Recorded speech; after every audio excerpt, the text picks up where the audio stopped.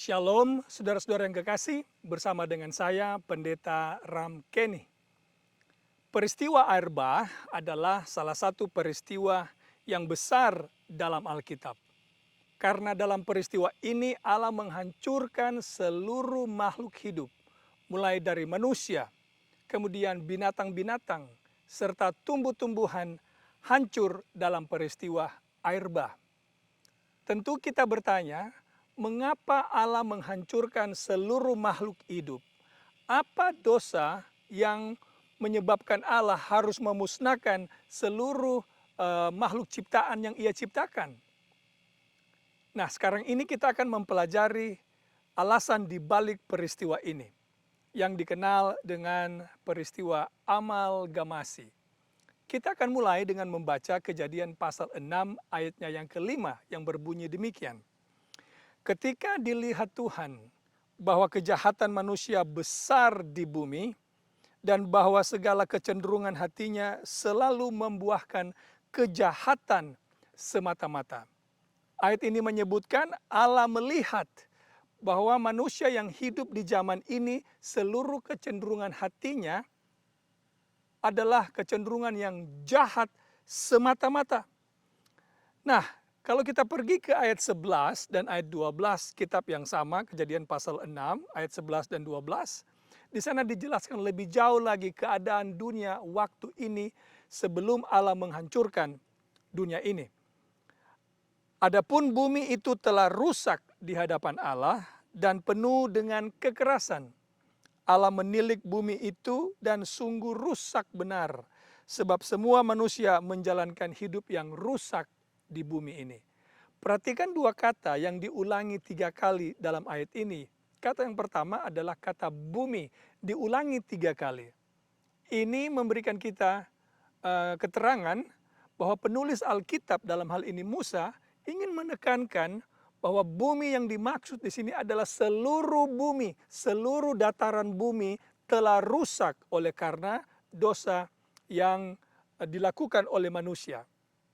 Kemudian kata yang kedua adalah kata rusak. Juga diulangi 3 kali.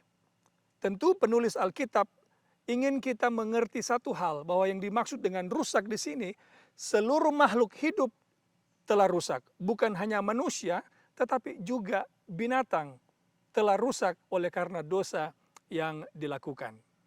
Nah, sekarang apa yang menuntun kepada situasi ini? Mari kita baca kembali Kejadian pasal 6. Sekarang kita baca ayat 1 sampai 5 untuk mencari tahu apa yang menuntun kepada situasi ini. Kenapa bumi ini dipenuhi dengan kejahatan dan kenapa bumi rusak oleh karena kejahatan ini? Kita baca ayat 1 sampai 5 Kejadian pasal 6. Ketika manusia itu mulai bertambah banyak jumlahnya di bumi dan bagi mereka lahir anak-anak perempuan, maka anak-anak Allah melihat bahwa anak-anak perempuan manusia itu cantik-cantik. Lalu mereka mengambil istri dari antara perempuan-perempuan itu, siapa saja yang disukai mereka. Berfirmanlah Tuhan, Rohku tidak akan selama-lamanya tinggal di dalam manusia, karena manusia itu adalah daging. Tetapi umurnya akan 120 tahun saja. Pada waktu itu orang-orang raksasa ada di bumi dan juga pada waktu sesudahnya. Ketika anak-anak Allah menghampiri anak-anak perempuan manusia dan perempuan-perempuan itu melahirkan anak bagi mereka. Inilah orang-orang yang gagah perkasa di zaman purbakala, orang-orang yang kenamaan. Ketika dilihat Tuhan bahwa kejahatan manusia besar di bumi dan bahwa segala kecenderungan hatinya selalu membuahkan kejahatan semata-mata. Lalu ayat selanjutnya menyebabkan bahwa Allah kemudian berencana untuk memusnahkan seluruh isi dunia ini. Jadi dari ayat yang kita baca ini ternyata kejahatan yang membuat dunia ini menjadi rusak adalah pernikahan silang. Pernikahan antara anak-anak Allah dan anak-anak perempuan manusia. Ketika dua keturunan ini menikah atau melakukan pernikahan silang, hasilnya kita lihat kejahatan memenuhi bumi. Nah, tentu kita bertanya, siapakah anak-anak Allah dalam ayat ini dan siapakah anak-anak perempuan manusia dalam ayat ini? Untuk mencari tahu ini tentu kita perlu melihat konteks kitab Kejadian secara keseluruhan supaya kita bisa dengan mudah mengenal siapa ini anak-anak Allah dan siapa ini anak-anak perempuan manusia. Oleh sebab ada orang yang beranggapan atau ada orang yang menyatakan bahwa anak-anak Allah ini adalah para malaikat dan anak-anak perempuan manusia ini adalah manusia biasa, lalu terjadi pernikahan antara malaikat dan manusia menghasilkan raksasa-raksasa yang jahat. Saudara yang kekasih, bila kita lihat konteks kitab Kejadian, hal ini tidaklah benar. Oleh sebab, pertama, malaikat tidak menikah disebutkan di dalam Alkitab. Kalau kita pergi ke Matius pasal 22 ayat 30, malaikat disebutkan tidak menikah. Lalu kemudian kalau kita pergi atau baca kembali Kejadian pasal 6, ternyata kita dapati raksasa ini sudah ada sebelum anak-anak Allah menikahi anak-anak perempuan manusia, lalu juga tetap ada sesudah terjadi pernikahan. Dan jangan lupa, ketika Allah menghancurkan dunia ini dengan air bah, semua makhluk hidup mati, termasuk raksasa-raksasa ini tentunya. Tetapi kemudian kita dapati di cerita selanjutnya, kalau saudara masih ingat cerita tentang orang Israel menyerang Jericho, lalu ketika mereka mengirim para pengintai melihat ada raksasa-raksasa di kota Kanaan atau di Jericho. Nah, kata raksasa yaitu kata Nephilim ini adalah kata yang sama yang kita temukan di cerita orang Israel melihat raksasa di Jericho, dan juga kata yang sama ini kita temukan di Kejadian pasal 6. Kalau begitu, pernikahan antara malaikat dan manusia tentu ini adalah interpretasi yang tidak berdasarkan konteks Alkitab. Kalau begitu, siapa ini anak-anak Allah dan siapa ini anak-anak perempuan manusia? Nah, kita cari tahu. Di kitab Kejadian, kita mulai dengan Kejadian pasal 3, kita dapati di sana ketika manusia jatuh dalam dosa, terjadi pemisahan antara dua keturunan, yaitu keturunan si ular, lalu keturunan perempuan. Dan terjadi permusuhan di sana. Lalu selanjutnya kita dapati di Kejadian pasal 4, pasal selanjutnya, kita dapatkan keturunan Kain yang adalah keturunan yang jahat, dan keturunan Habel adalah keturunan yang benar yang digantikan oleh Set dalam Kejadian pasal 5. Lalu kita juga, saudara yang kekasih, kita bisa dapatkan juga kitab Kejadian ini dipenuhi dengan kisah tentang pertentangan atau perselisihan atau permusuhan atau perbedaan antara dua keturunan. Garis keturunan yang benar datang dari Kain, keturunan benar datang dari Set, keturunan yang jahat datang dari Kain. Mari kita lihat, keturunan Kainlah yang membangun menara Babel di Kejadian pasal 11. Lalu kita dapatkan keturunan yang benar, yaitu dari keturunan Abraham. Lalu kita dapatkan Ishak dan Ismail, lalu Yakub dan Esau. Nah, semua kisah-kisah ini memberikan kita informasi atau keterangan bahwa ada dua keturunan di kitab Kejadian, keturunan yang benar dan keturunan yang jahat. Kalau begitu, berdasarkan konteks langsung kitab Kejadian, kita bisa dapatkan atau kita bisa simpulkan bahwa anak-anak Allah dalam Kejadian 6 adalah mereka yang datang dari keturunan yang benar, yaitu keturunan Set. Keturunan anak-anak perempuan manusia adalah keturunan yang jahat yang datang dari garis keturunan Kain. Nah, saudara yang kekasih, dua keturunan ini kemudian melakukan pernikahan silang yang menghasilkan kejahatan di dunia ini. Sekarang mari kita kembali ke Kejadian pasal 6 ayat 2. Maka anak-anak Allah melihat, kita garis bawahi ini kata melihat, bahwa anak-anak perempuan manusia itu cantik-cantik. Lalu mereka mengambil istri dari antara perempuan-perempuan itu, siapa saja yang disukai mereka. Ini yang menarik, saudara yang kekasih. Kalau ada anak-anak perempuan manusia, sudah pasti ada juga anak-anak laki-laki manusia. Karena dalam satu keturunan bukan hanya perempuan, sudah pasti ada juga laki-laki. Jadi di keturunan atau ketika Kejadian pasal 6 menyebutkan anak-anak perempuan manusia, jangan kita lupa sudah pasti juga ada anak-anak laki-laki manusia. Demikian juga dengan anak-anak Allah, kalau ada yang laki-laki yang menikahi anak-anak perempuan manusia, sudah pasti juga ada yang perempuan di garis keturunan ini. Sekarang pertanyaan, mengapa anak Allah yang laki-laki ini melihat anak perempuan manusia itu cantik-cantik? Mengapa mereka tidak berpikir kalau anak-anak Allah yang perempuan yang di keturunan mereka juga sudah pasti ada yang cantik? Tapi ternyata kecantikan mereka tidak menarik perhatian mereka. Justru ketika mereka melihat keluar kepada anak-anak perempuan manusia, mereka lihat ada yang berbeda dan disebutkan mereka ini cantik-cantik. Kalau begitu saudara yang kekasih, sudah pasti ada yang dilihat oleh anak-anak Allah yang laki-laki terhadap anak-anak perempuan manusia yang tidak mereka lihat atau yang tidak mereka dapatkan di anak-anak Allah yang perempuan. Sekarang pertanyaannya, apa itu? Apa yang dilihat oleh anak-anak Allah ini?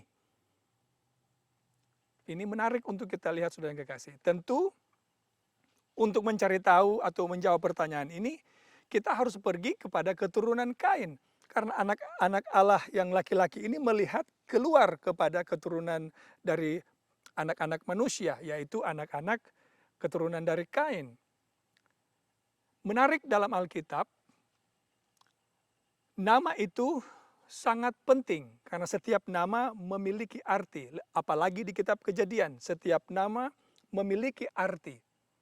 Dan biasanya perempuan tidak ditemukan dalam daftar silsilah. Menariknya saudara yang kekasih, saya dapati ada 3 nama perempuan yang dicatat di garis keturunan Kain. Tentu ini tidak kebetulan. Ada apa, mengapa 3 nama wanita ini dicatat di sana, lalu tidak kita temukan daftar wanita di keturunan Set, hanya dari keturunan Kain. Nah mari kita lihat, kita pergi sekarang ke Kejadian pasal 4, ayatnya yang ke-19. Kejadian pasal 4 ayat 19 berbicara begini. Lamek mengambil istri 2 orang. Ini adalah poligami yang pertama dalam Alkitab. Yang satu namanya Ada, yang lain Sila. Jadi di ayat ini kita dapatkan 2 nama perempuan. Nama pertama adalah Ada, yang kedua adalah Sila. Menarik untuk kita lihat apa arti dari 2 nama perempuan ini. Nama Ada artinya ornaments atau jewelry, perhiasan. Menarik saudara ya. Nah, nama ini juga ditemukan dalam bagian lain Alkitab, dalam Alkitab Perjanjian Lama khususnya, namun tidak digunakan sebagai nama, tapi digunakan sebagai kata kerja ataupun kata benda. Saya beri contoh. Mari kita pergi ke Yeskiel pasal 23 ayat 40. Yeskiel pasal 23 ayatnya yang ke-40. Yeskiel 23 ayat 40 berkata begini, tambahan lagi mereka meminta orang-orang datang dari tempat yang jauh dan menyuruh suruhan memanggil mereka, dan sungguh mereka datang. Demi kedatangan mereka engkau mandi bersih-bersih, mencalak alismu dan menghias dirimu dengan perhiasan-perhiasan. Itu ada. Nama ada kita lihat di kata ini yang diterjemahkan ke bahasa Indonesia, perhiasan. Contoh lain kita temukan juga di Yeremia pasal 4 ayat 30. Mari kita lihat Yeremia pasal 4 ayatnya yang ke-30. Dan engkau yang dimusnahkan, apakah yang hendak kau lakukan? Mengapa engkau mengenakan pakaian kermisi, menghiasi dirimu dengan perhiasan emas? Itulah nama ada yang muncul dalam ayat ini. Saudara juga bisa temukan ini dalam Keluaran pasal 33 ayat 1 sampai 6. Untuk menghemat waktu, saudara bisa baca sendiri di sana. Ini adalah kisah ketika orang Israel mengumpul perhiasan-perhiasan, lalu menjadikan perhiasan ini patung berhala yang kemudian mereka sembah karena mereka lama menunggu Musa turun dari atas bukit Sinai.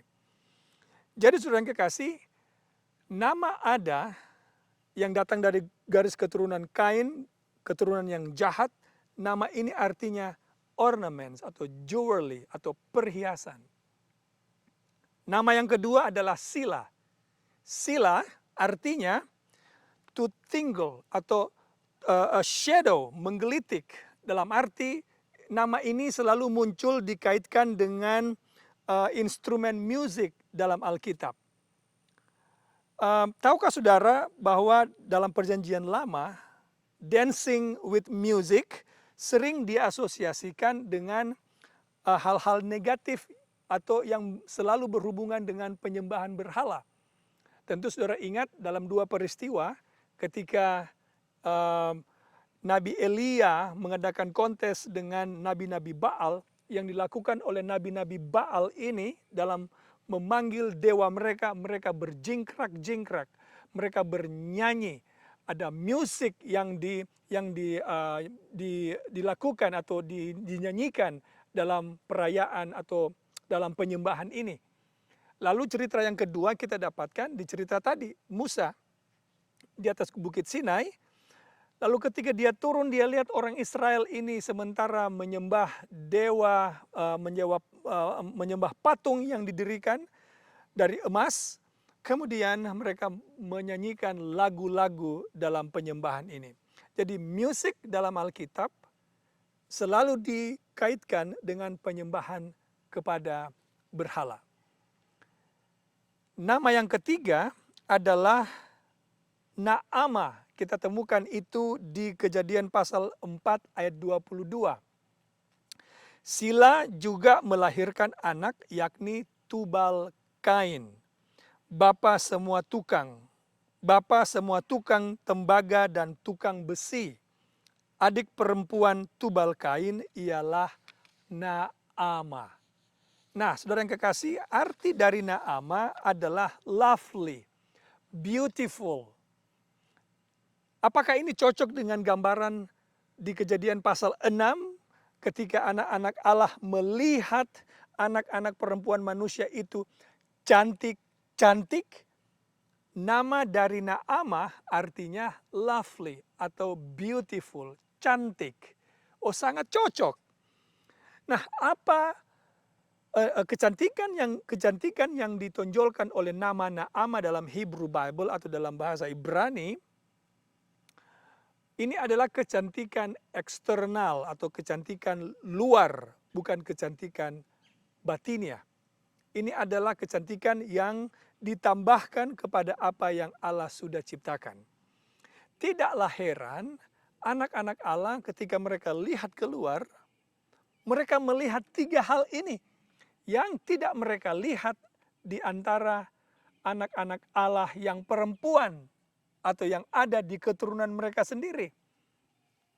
Lalu mereka mengambil istri dari perempuan-perempuan ini dan menikahi mereka, lalu kejahatan pun terjadi. Apa hubungan pernikahan dengan kejahatan kalau begitu? Oh, saudara yang kekasih, ketika kebenaran dan kejahatan disatukan, ini menghasilkan kebingungan. Kebenaran tidak dapat dicampur dengan kepalsuan. Ketika kebenaran dan kepalsuan itu bercampur, manusia di seluruh dunia ini dimabukkan oleh kepalsuan. Tidak heran seluruh dunia di waktu itu binasa. Nah, saudara yang kekasih, kalau begitu pertanyaan, apa yang menarik perhatian mata dari anak-anak Allah? Tentu yang tadi. Sekarang ini pun demikian, saudara yang kekasih. Kalau kita melihat kepada orang-orang dunia, cara mereka berdandan, saudara tidak akan temukan kepada mereka yang datang dari keturunan orang-orang benar. Ada umat-umat pilihan dalam berdandan, mereka ini adalah orang-orang yang sederhana dalam berpakaian, sederhana dalam berdandan, tapi dunia berbeda. Begitu juga musik. Musik di dalam gereja orang-orang yang benar, dalam perkumpulan orang-orang yang benar, adalah musik yang mengangkat hati. Tapi musik yang dunia tawarkan adalah musik yang membawa orang jauh dari Tuhan. Nah, sekarang saudara yang kekasih, dengarkan sesuatu yang sangat menarik dalam kisah ini. Ingat baik-baik, ketika anak-anak Allah yang laki-laki melirik anak-anak perempuan manusia yang perempuan, tentu anak-anak Allah yang perempuan yang tidak dilirik oleh yang laki-laki di keturunan mereka, tentu berpikir apa yang harus mereka lakukan supaya mereka juga ini dilirik oleh anak-anak Allah yang laki-laki. Tentu mereka harus berbuat sesuatu agar mereka juga, kalau mungkin dalam bahasa hari-hari, agar mereka juga ini laku, terjual. Agar mereka ini juga dilirik, atau mereka ini juga dinikahi. Kalau begitu mereka harus lakukan sesuatu. Apa itu? Oh, saudara yang kekasih, saya bisa sebutkan bahwa yang dilakukan oleh anak-anak Allah yang perempuan yang tidak dilirik oleh anak-anak Allah laki-laki adalah meniru cara hidup anak-anak perempuan manusia. Mereka meniru gaya hidup mereka. Dari mana kita tahu? Well, dalam Kejadian pasal 6, pasal 7, di kisah tentang air bah, seluruh manusia waktu itu dibinasakan terkecuali Nuh, istrinya, dan anak-anak Nuh, dan istri dari anak-anak Nuh. Di mana yang lain? Mereka semuanya binasa oleh sebab baik anak-anak Allah yang laki-laki dan anak-anak Allah yang perempuan. Ini adalah keturunan yang benar. Mereka berkompromi dengan dunia. Mereka mengadopsi dunia. Mereka melakukan apa yang dunia lakukan. Mereka meniru cara hidup dunia dan itu dibawa ke dalam keturunan mereka, ke dalam gereja bisa saya katakan. Saudara yang kekasih, dan sebagai hasilnya dunia ini dipenuhi dengan kejahatan. Tahukah saudara mengapa ada air bah? Oleh sebab anak-anak Allah, keturunan yang benar, mereka mengambil inisiatif untuk bergabung dengan wanita-wanita duniawi. Mereka mencemarkan diri mereka dengan wanita-wanita dari keturunan yang jahat, keturunan yang tidak menghormati Allah. Dengarkan ini saudara yang kekasih. Gereja, saya mencoba membuat ini lebih relevan kepada kita di zaman sekarang. Gereja yang bergabung dengan dunia, gereja yang berkompromi dengan dunia, gereja yang mengadopsi prinsip-prinsip dunia, tidak akan pernah dapat menobatkan dunia. Tetapi selalu membawa gereja kepada dunia.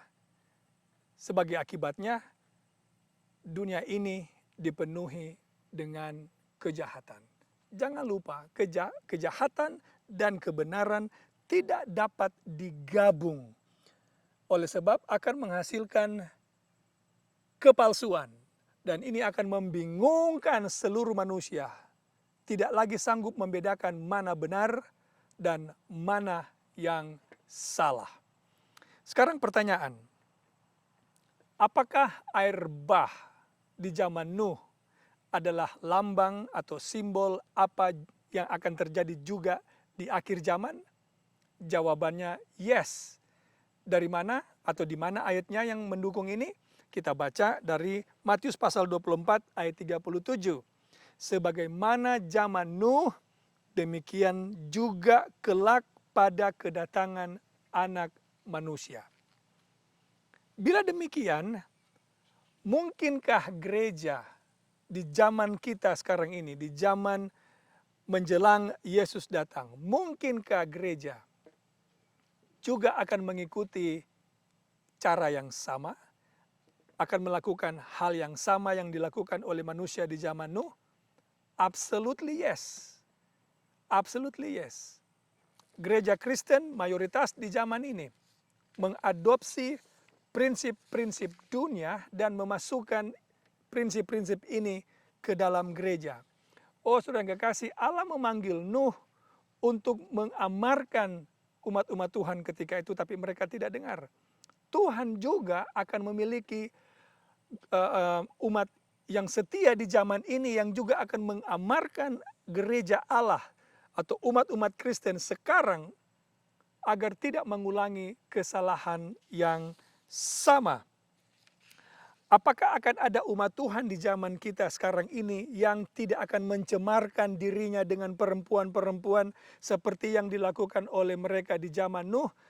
Orang-orang di zaman Nuh, umat Tuhan di zaman Nuh mencemarkan diri mereka dengan perempuan. Apakah di akhir zaman ini akan ada kelompok orang yang memilih tidak mencemarkan diri mereka dengan perempuan-perempuan? Yes, jawabannya ya. Di mana kita dapatkan? Mari kita baca Wahyu pasal 14 ayat 4 dan 5. Wahyu pasal 14 ayat 4 dan 5 berkata begini. Mereka adalah orang-orang yang tidak mencemarkan dirinya dengan perempuan-perempuan, karena mereka murni, sama seperti perawan. Mereka adalah orang-orang yang mengikut anak domba itu kemana saja ia pergi. Mereka ditebus dari antara manusia sebagai korban-korban sulung bagi Allah dan bagi anak domba itu. Dan di dalam mulut mereka tidak terdapat dusta. Mereka tidak bercela. Nah, jangan lupa di kitab Wahyu ada dua jenis perempuan.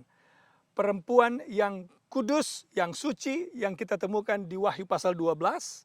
Dan wanita atau perempuan pelacur. Perempuan yang awalnya murni, tetapi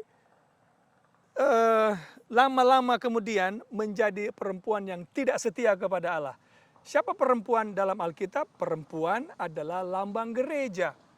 Kalau begitu akan ada gereja yang selalu setia, akan ada gereja yang tetap setia kepada Allah, dan akan ada gereja yang pada akhirnya akan murtad dan mengikuti jalan yang lain yang disebutkan dalam Wahyu pasal 17 ayat 4. Bagaimana cara mereka berdandan? Mari kita pergi ke Wahyu pasal 17 ayatnya yang keempat. Berbunyi begini. Dan perempuan itu, ini adalah perempuan pelacur, perempuan yang tidak setia kepada Allah, yaitu gereja yang tidak setia kepada Allah. Dan perempuan itu memakai kain ungu dan kain kermisi yang dihiasi dengan emas. perhiasan. Ini cocok dengan Kejadian pasal 6 tadi. Nah, mari kita teruskan. Penuh dengan segala kekejian dan kenajisan percabulannya. Nah, kenapa wanita ini disebutkan penuh dengan kekejian percabulan? Oleh karena dia bersinah, yang seharusnya dia setia kepada Allah sebagai pengantin laki-laki, dia bersinah dengan dunia, dia mengadopsi prinsip dunia, dan sebagai hasilnya cawan kepalsuan atau doktrin kepalsuan yang membutakan, yang memabukkan, yang membingungkan, yang menyesatkan mayoritas penduduk di dunia ini. Oh, saudara yang kekasih, banyak orang berpikir, apa yang kamu bicarakan ini pendeta hanyalah untuk orang-orang Yahudi saja. Karena Kejadian pasal 6 itu adalah masa lalu atau perjanjian lama. Tidak kepada kita yang hidup di zaman ini. Apa nasihat Tuhan kepada para perempuan-perempuan yang setia kepada Tuhan di zaman sekarang ini? Mari kita pergi ke 1 Petrus pasal 3 ayat 3 sampai 5. 1 Petrus pasal 3 ayat 3 dan atau sampai 5.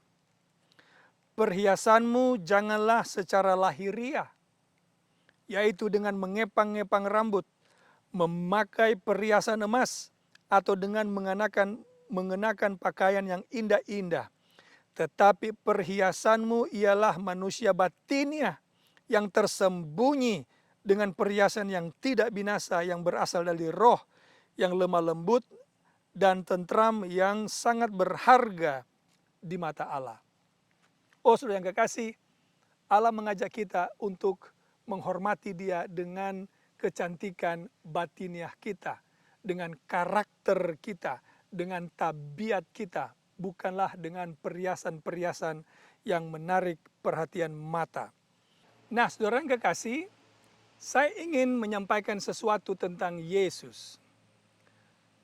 Alkitab tidak pernah menonjolkan penampilan luar dari Yesus. Seperti contoh, Yesus itu rambutnya panjang, atau hidungnya mancung, atau Yesus itu tinggi, kekar, maco, dan lain sebagainya. Alkitab tidak pernah menyebutkan, tidak ada catatan satupun tentang penampilan luar Yesus Kristus. Tetapi Alkitab ini dipenuhi dengan karakter Yesus Kristus atau penampilan batiniah Yesus Kristus, yaitu Dia memberkati, Dia sabar, penuh sukacita, pengampun, lemah lembut, dan list ini akan terus bertambah dan terus bertambah, yang menyatakan karakter batiniah dari Yesus Kristus. Oh, saudara yang kekasih, umat Tuhan haruslah menampilkan karakter dari dalam, bukan menonjolkan penampilan yang di luar. Karena penampilan di luar inilah yang menyebabkan anak-anak manusia yang adalah orang-orang yang benar di zaman Nuh, mereka tertipu oleh karena pada akhirnya mereka memilih untuk mengadopsi, mereka memilih untuk mengawini mereka perempuan-perempuan yang datang dari keturunan yang jahat. Jangan lupa sekali lagi, percampuran antara kebenaran dan kepalsuan menghasilkan kebingungan. Orang bingung, tidak bisa lagi bedakan mana benar dan jahat. Akhirnya kejahatan pun akhirnya merajalela. Oh, saudara yang kekasih, sebagai penutup, di zaman Alkitab, khususnya di Kejadian pasal 6, peristiwa yang terjadi di sana akan kembali terulang kembali di zaman kita sekarang ini, atau di zaman menjelang Yesus datang, di mana orang-orang yang benar, yang awalnya mencintai Yesus, yang awalnya mengetahui firman Allah, yang awalnya mengetahui mana benar, mana salah, tetapi mereka pada akhirnya akan mengadopsi prinsip-prinsip dunia. Mereka akan meninggalkan kebenaran yang mereka miliki dan mencampurkan ini dengan prinsip dunia, lalu menghasilkan kebingungan yang menyebabkan seluruh dunia ini pada akhirnya disesatkan dan menghasilkan kejahatan. Kalau begitu, dosa yang sama, yaitu dosa pernikahan silang, yang menuntun Allah membinasakan dunia di zaman air bah, dosa yang sama jugalah yang akan menuntun Allah memusnahkan dunia ini di akhir zaman, bukan lagi dengan air, tetapi dengan api. Oleh sebab dunia telah dipenuhi dengan kejahatan, hasil dari perpaduan antara benar dan yang salah. Oh saudara yang kekasih, umat Tuhan harus berani berdiri teguh pada prinsip kebenaran meski dunia ini runtuh. Semoga pembahasan ini bermanfaat bagi saudara-saudara sekalian dan kiranya Tuhan memberkati kita semua. Amin.